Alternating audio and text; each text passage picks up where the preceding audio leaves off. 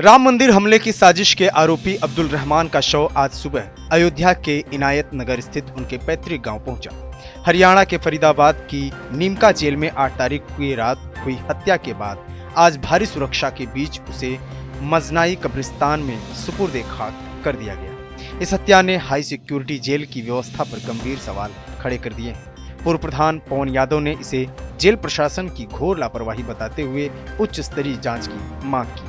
जैसे ये घटना जो है वहाँ फरीदाबाद जेल में हुई, हम लोगों को सुनने को मिला मीडिया के माध्यम से कि वहाँ पे किसी कैदी ने जो है इनकी हत्या कर दी। और ये इतने हाई सिक्योरिटी जेल में इस तरीके की घटना होना बड़ी बात है। जब जेल में नहीं सुरक्षित हैं लोग तो आखिर कहाँ सुरक्षित रहेंगे। इस पूरी घटना को किस तरह से देख रहे हैं?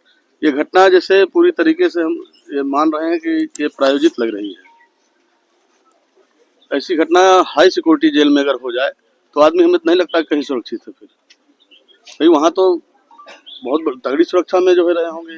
दादी के हाथों का जादू और खुशबू से महकता घर, माँ की मुस्कुराहट और खाने की सुगंध। MDH गरम मसाला, क्योंकि हर रिश्ता है स्वाद से जुड़ा।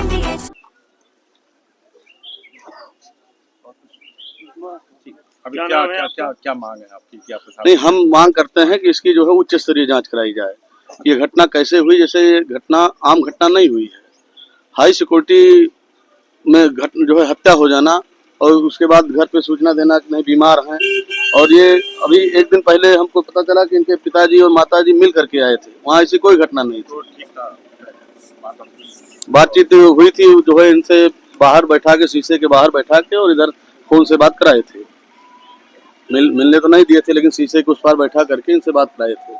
लेकिन ये अगले दिन सूचना आती कि नहीं बीमार हैं, और ये उसके बाद पता चलता कि नहीं हत्या हो गई है। हम इस घटना की घोर निंदा करते हैं।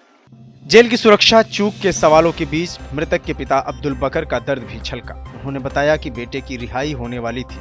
2 फरवरी को जमानत की अर्जी दाखिल की गई थी और उम्मीद थी कि उसे जल्द जमानत मिल जाएगी। पिता ने यह भी बताया कि हत्या से कुछ दिन पहले ही वो जेल में बेटे से मिलकर आए थे, तब सब कुछ सामान्य था। का समझने के लिए तो हमने अपने वकील साहब के पास फ़ोन किया कि देखो फर्जी नंबर तो नहीं आया है। तो वकील साहब ने कहा कि अभी हम इसको 10 बजे, 9:30 से 10 के बीच में हम इसको क्लियर करके बताएंगे। फिर 10 बजे वकील साहब ने फ़ोन किया, बोला हाँ सही बात है। फिर हम यहाँ से निकल लिए। वहाँ पे सुबह पहुँचे तो सुबह फिर हम चले गए थाने पर। वहाँ पे बताया गया कि किसी से कोई, तेरे बेटे से किसी से कोई दुश्मनी भी नहीं थी। अब कैसे क्या हुआ, हम इसकी पूरी जांच चलेंगे। अच्छा, आपसे इससे पहले मुलाकात कब हुई थी? अभी गुरुवार को। अब्दुल रहमान आपसे क्या बात की? कुछ यही बोला कि अब्बू हमारे साथ जो भी है सब लोग बड़े अच्छे से रहते हैं, किसी से कोई झगड़ लड़ाई नहीं है। इस घटना को लेकर आप क्या कहेंगे? अब हम यही कहना चाहते हैं भाई, इसकी अब जांच होनी चाहिए।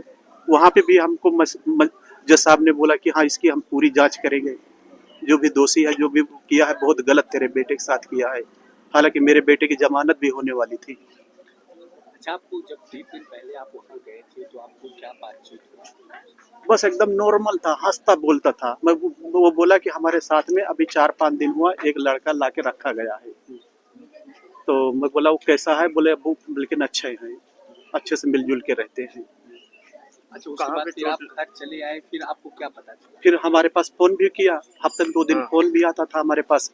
फिर फ़ोन भी आया, बोला अब्बा हम अच्छे से हैं, सब लोग हम मिलजुल के रहते हैं। अच्छा, तो कहाँ चोट लगी थी? अब्दुल को कैसे लगी थी? क्या जानकारी दी गई? हमको यही जानकारी दी गई कि पत्थर से उसको रात में 2 बजे सो रहा था, सोते समय उसको मारा गया था।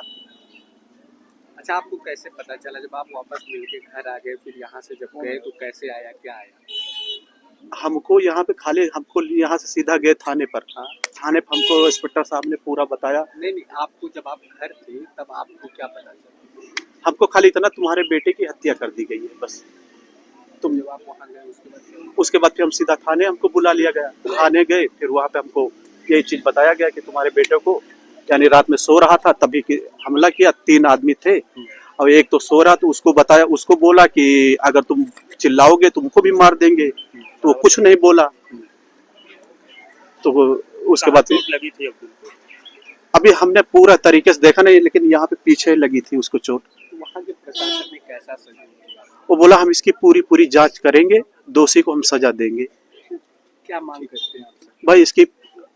भाई इसकी जांच होनी चाहिए, जो भी दोषी हो। अब तो हमारा तो चला ही गया है, चाहे क्या हम बोले भाई। अब्दुल की जमानत कब तक हो जाती, क्या उम्मीद थी? उम्मीद थी यानी 1.5 महीने तक बता रहे थे हाई कोर्ट से हो जाएगी। 1.5 महीने में हाँ, चार्जशीट में जब मिली थी 6 महीना पहले, तो बोले चार्जशीट में कुछ ऐसा आया नहीं है। तो जिस हिसाब से बात हुई पहले डिस्ट्रिक्ट कोर्ट के से, तो बोले आगे से करा लीजिए।